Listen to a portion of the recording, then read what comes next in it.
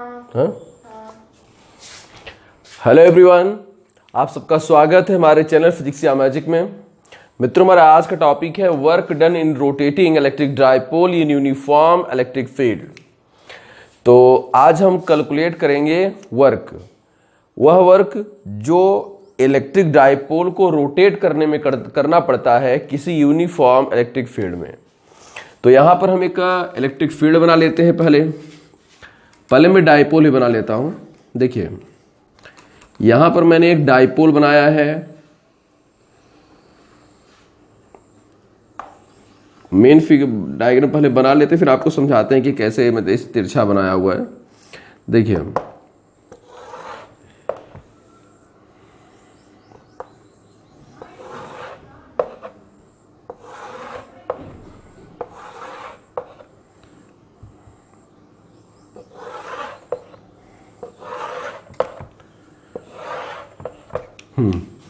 जिससे ये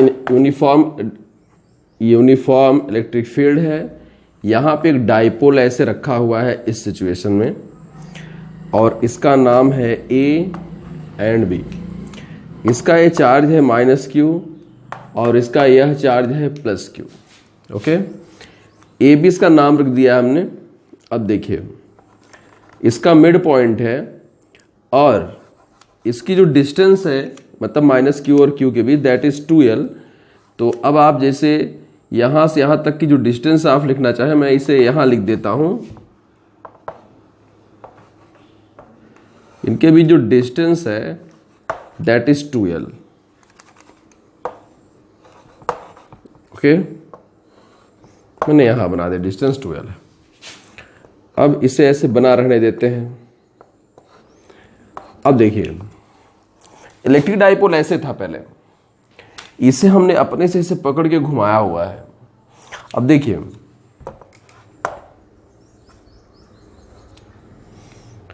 अब जो है जैसे इस समय ए एंगल थीटा बना हुआ है, ठीक। देखिए है क्या, जब आप इस इलेक्ट्रिक फील्ड में, मान ली इलेक्ट्रिक फील्ड ऐसे बना हुआ है। इलेक्ट्रिक फील्ड, चलिए हम यूनिफॉर्म इलेक्ट्रिक फील्ड कैसे बनाते हैं। जैसे आप इधर एक मतलब इधर आप एक प्लस प्लेट ले लीजिए ऐसे, इधर एक माइनस प्लेट लीजिए। मतलब ये वाला हाथ हमारा प्लस प्लेट है, या रूम में है तो आप इस तरफ वाली दीवार को प्लस प्लेट मान लीजिए, इस तरफ वाली को माइनस प्लेट। तो कोई भी प्लस चार्ज यहां रखेंगे तो प्लस प्लस को रिपल्स करेगा, माइनस प्लस को अट्रैक्ट करेगा। तो कोई भी प्लस चार्ज अगर छोड़ा जाएगा इस रूम में तो ऐसे भागेगा।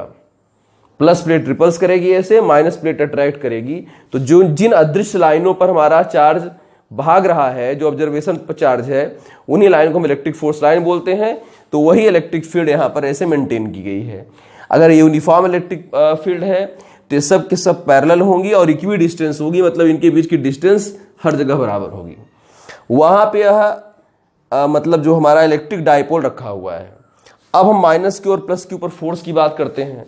अब आपको बताएं, जैसे इसको जब आपने रखा होगा तो पहले आपने ऐसे रखा होगा कि ये आपका -Q है, ये +Q है। तो जैसे इधर प्लस प्लेट है और इधर इलेक्ट्रिक फील्ड जिसने मेंटेन किया है माइनस प्लेट है, तो अब प्लस माइनस को अट्रैक्ट कर रहा है और माइनस माइनस को रिपल्स कर रहा है। तो दोनों प्लेटें मिलकर एक फोर्स F इस पर लगा रही हैं इस तरफ, और प्लस प्लस को रिपल्स कर रहा है, माइनस प्लस को अट्रैक्ट कर रहा है, ऐसे लगा रही है। ओके, तो इस तरह से दोनों F एक ही लाइन में है, दोनों F एक ही लाइन में है और उनकी मैग्नीट्यूड भी इक्वल है F के, यूनिफॉर्म इलेक्ट्रिक फील्ड की वजह से। तब अब जब एक ही लाइन पे दोनों लगे हुए हैं और उनकी लाइन लेंथ भी एक ही है, तो इनका रिजल्टेंट 0 आ जाएगा। तो इस तरह से इक्विलिब्रियम कंडीशन में ऐसे पड़ा रहेगा। मतलब इसे हमने ऐसे घुमा के रखा हुआ है, नहीं तो इसे अगर हम छोड़ देंगे ऐसे सीधा हो जाएगा। अब देखिए, अगर आप इसे ऐसे रोटेट करते हैं तो आपको वर्क करना पड़ता है। क्यों, मैं आपको बता रहा हूं अभी। जैसे आपने अभी, मैंने वहां पे देखा आपने कि +Q पर फोर्स F इस डायरेक्शन में काम कर रहा है, -Q पर जो फोर्स है वो इस डायरेक्शन में काम कर रहा है। जब आपने इसे ऐसे घुमा रखा है तो ये वाला इसे इधर घुमाना चाहता है, ये वाला इसे इधर ये इसे इधर खींच रहा है, इसे इधर खींच रहा है। तो जरा आप गौर से देखें, कोई बॉडी है उस पर एक फोर्स F इधर लग रहा है, एक फोर्स F इधर लग रहा है, तो ये दोनों कपल फोर्स का काम करते हैं। और इस तरह से इसको घुमाना चाहते हैं। मतलब एक कपल फोर्स है। इलेक्ट्रिक फील्ड वाले लेसन में आपको पढ़ाया जा चुका है कि torque on electric dipole in uniform electric field, मतलब एक समान वैद्युत क्षेत्र में वैद्युत द्विध्रुव पर बल युग्म का आघूर्ण। तो वहां पर आपको बताया गया था कि इस तरह से जब इस पर दो बल या एक बल या इधर एक बल या इधर है, अपोजिट काम कर रहे हैं, मैग्नीट्यूड में इक्वल हैं और उनकी लाइन लेंथ अलग अलग है, लाइन लेंथ उनकी अलग अलग है। तो इस तरह से यह मतलब इस पर एक जिस सिस्टम पर ऑपरेट होगा, जैसे मान लीजिए कोई सिस्टम है, अगर किसी सिस्टम पर इस तरह का फोर्स ऑपरेट होता है तो वह एक बल आघूर्ण उत्पन्न कर देता है जो उसे घुमा रहा है, मतलब एक टॉर्क लग जाएगा जो उसे वहीं पर घुमाना चाहता है एक्सिस ऑफ रोटेशन के रिस्पेक्ट में। तो इस तरह से ये इसे इधर ले जाना चाहता है, इसे इधर ले जाना चाहता है। अब तो जब आप छोड़ देंगे तो फिर ऐसे आकर सीधा रुक जाएगा यह। तो जिस समय ऐसे अब छोड़ देंगे आप तो सीधा हो जाएगा, तब एफ की लाइन लेंथ एक ही हो जाती है, तो इनका रिजल्टेंट फोर्स भी जीरो हो जाता है और इनका रिजल्टेंट टार्क भी जीरो हो जाता है। क्योंकि इनकी लाइन लेंथ एक ही है, एक ही लाइन पे काम कर रहे हैं।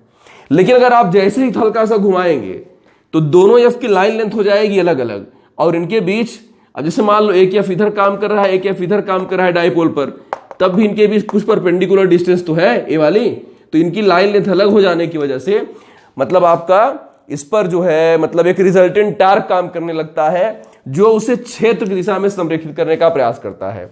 इस पर देखिए, जब आप इलेक्ट्रिक डाइपोल को आपने यहां पर रखा तो इस पर एक बलयुग्म का आघूर्ण काम कर रहा है जो चाहता है कि बस ऐसे सीधा पड़ा रहे, मतलब इसकी एक्सिस ई के पैरेलल रहे, इसीलिए ये दोनों फोर्स काम कर रहे हैं। और जैसे ही आप ही घुमाओ, ऐसे घुमा सकते हो, ऐसे छोड़ दोगे तो फिर से ऐसे सीधा हो जाएगा। तो हमको वही वर्क निकालना है कि कितना वर्क हम कर रहे हैं थीटा एंगल तक रोटेट करने में, या किसी एंगल थीटा 1 से थीटा 2 तक रोटेट करने में हम कितना वर्क कर रहे हैं। अब देखिए,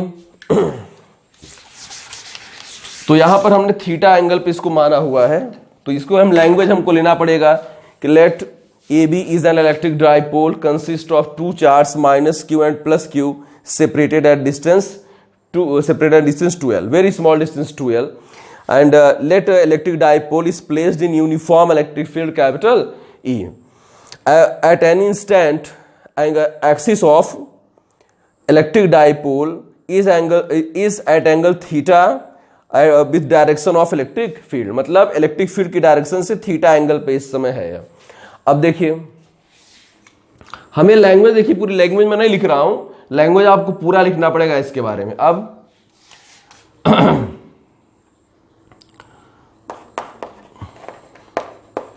torque acting on electric dipole that is T is equal to PE sin theta. Equation number first, where P is electric dipole moment, P is electric dipole moment, E is electric field, theta is angle between axis of electric dipole and direction of electric field.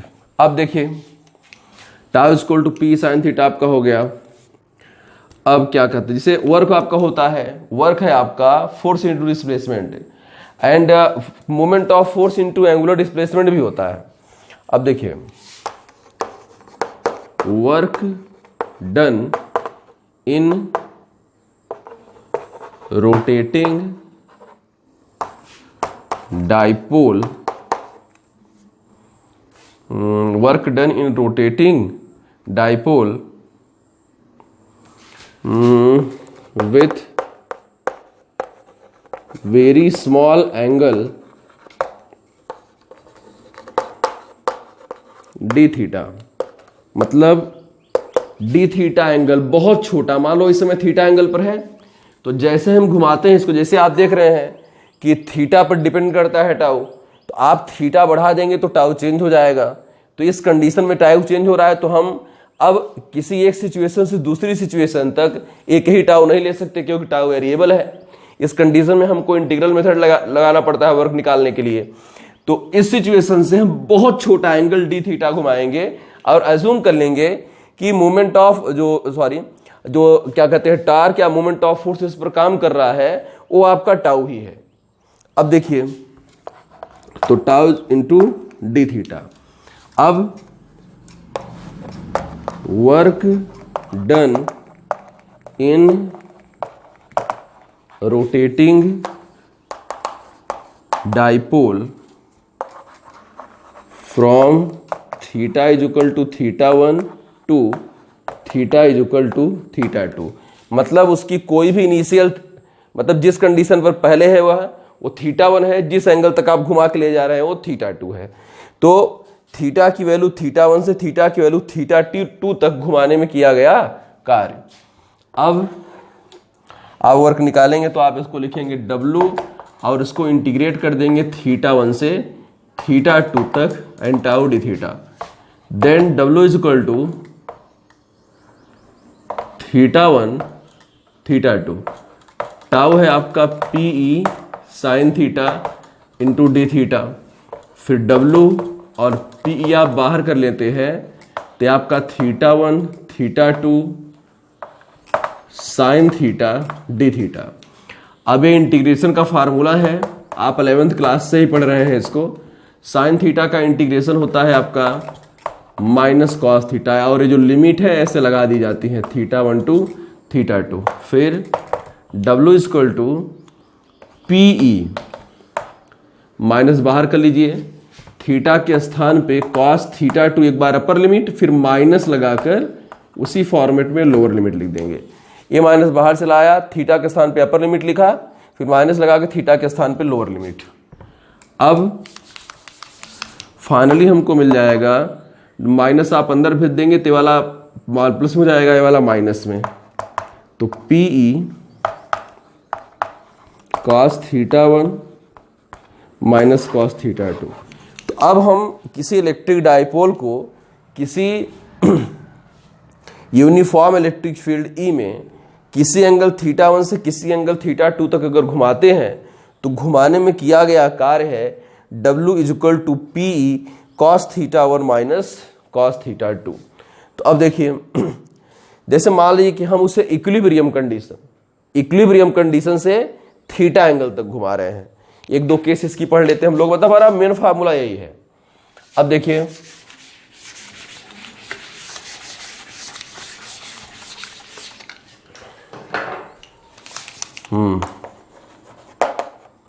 Case first, work done in rotating dipole from theta 1 equal to 0, theta 1 equal to 0 मतलब equilibrium condition है, to theta 2 is equal to theta, मतलब equilibrium condition से theta angle तक rotate करने में किया गया कार्य। तो W इज इक्वल टू हो जाएगा PE cos थीटा 1, थीटा 1 की वैल्यू आप 0 ले रहे हो, 0 एंड क्या कहते हैं, कहाँ पे है 0 एंड cos थीटा 2 की वैल्यू आपने थीटा ली है। तो W is equal to PE cos 0 की value 1 minus cos theta, W is equal to PE 1 minus cos theta. अब देखिए, तो इस तरह से हमने इस फिगर के लिए वर्क निकाल लिया है। थीटा 1 थीटा 2 तो यहाँ पर दिख नहीं रहा, थीटा 1 मतलब कोई भी इनिशियल कंडीशन, थीटा 2 मतलब कोई भी फाइनल कंडीशन।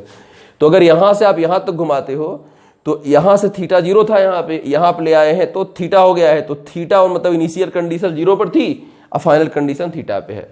तो इक्विलिब्रियम से थीटा एंगल तक घुमाने में हमको इतना वर्क करना पड़ेगा। अब देखिए एक केस और पढ़ लेते हैं, work done in rotating dipole from theta 1 is equal to 90 degree to theta 2 is equal to theta. जैसे मान लो डाइपोल यहां पे होता और आपको यहाँ पे वर्क करना पड़ता है। फिलहाल वो वर्क हम नहीं करेंगे, वो इलेक्ट्रिक फील्ड खुद कर लेगी। फिलहाल हमने उससे वर्क डन बोला हुआ है।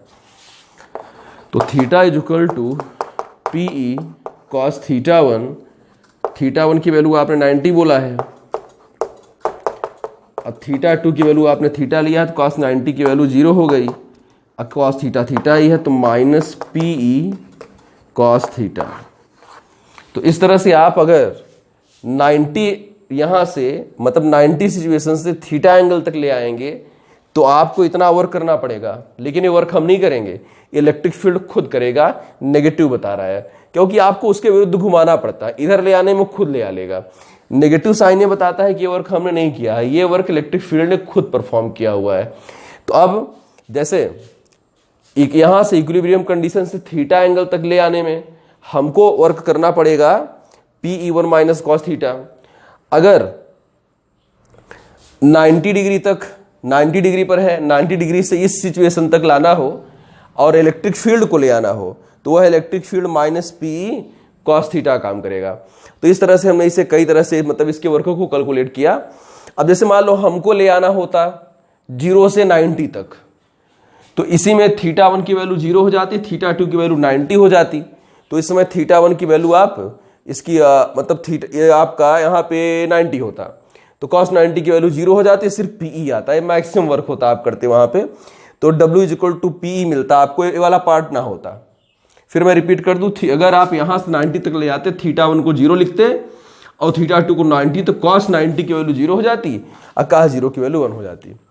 तो इस तरह से हमने पढ़ा यूनिफॉर्म इलेक्ट्रिक फील्ड को, इलेक्ट्रिक फील्ड में इलेक्ट्रिक डाइपोल को रोटेट करने में किया गया कार्य। तो मित्रों अगर आपको वीडियो अच्छा लगा हो तो प्लीज उसे शेयर करिए, लाइक करिए, चैनल सब्सक्राइब ना किया हो तो प्लीज चैनल को सब्सक्राइब करें, बेल जरूर दबाएं जिससे आपको अपडेट्स मिलते रहें। धन्यवाद।